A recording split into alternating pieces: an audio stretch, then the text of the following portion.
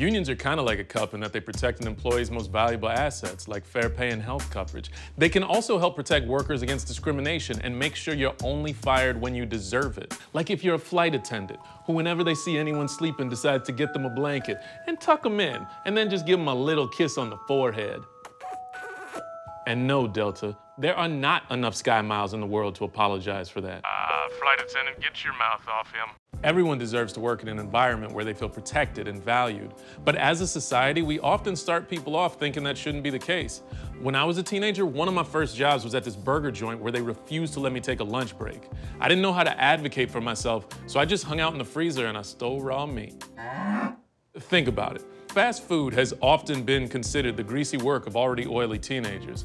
It's like Calvin, my shift manager, used to say, "Well, if the fry's out of oil, just squeeze a teenager." And you might be saying, "Wyatt, if teenagers have such shitty working conditions, who cares? Don't they live in a socialist utopia where their parents take care of everything? The only money they spend is on condoms that'll be expired by the time they actually need them." First off, rude. Teens fuck. All right. Second, 'cause it's a fucking job. If it's someone's first job, it sets the floor for what they should expect in the workplace. This isn't some kind of fraternity pledge process where you haze somebody into capitalism. Thank you, sir. May I have another? Besides, working in fast food, it's not just a job for teenagers. While teenagers make up around 30% of fast food workers, the average fast food worker is 29 years old. And about half the families of people doing those jobs are so strapped with low pay and shitty benefits that they depend on public assistance to supplement their income.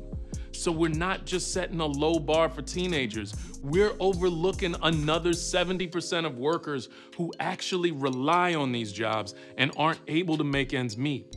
And you'd think that would make them the perfect candidates for a union, but historically, fast food workers have been difficult to organize. One of the reasons is that people don't think they're gonna be in the job long enough to reap the benefits of the time they invested. Also, Ronald McDonald will break your fucking elbows if he catches you talking collective action. I'm loving it.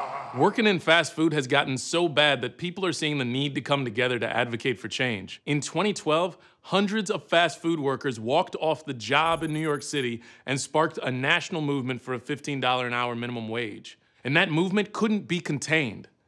Just like the grease fire that killed my shift manager, Calvin. Hurry, someone squeeze a teenager. Oh no, let's make it worse. Last year, McDonald's saw strikes inspired by the Me Too movement. And this year, organizers helped push through a bill in New York City that would protect fast food workers against terminations without just cause. Like stealing raw meat from a freezer because you didn't get a lunch break. Well, joke's on you, motherfuckers, because I stole a lifetime supply. That's right. All this meat is mine. Whether it's fair pay, hostile work environments, or unjust terminations, it's difficult for an individual to take that on alone. But if they had the support of a union, there would be an army to help fight for the changes they need to do their jobs. And it seems like that momentum might be building because one fast food company has actually stepped up to the plate. Burger, not King, Ville, which if you live in Portland, not Maine, Oregon, may be a place you've driven by on your way to a Burger King. Last year, Burgerville, Portland became the only fast food outlet in America to form a federally recognized union. It took a years-long effort and multiple strikes, but they proved it is possible in now 3 of their 42 locations.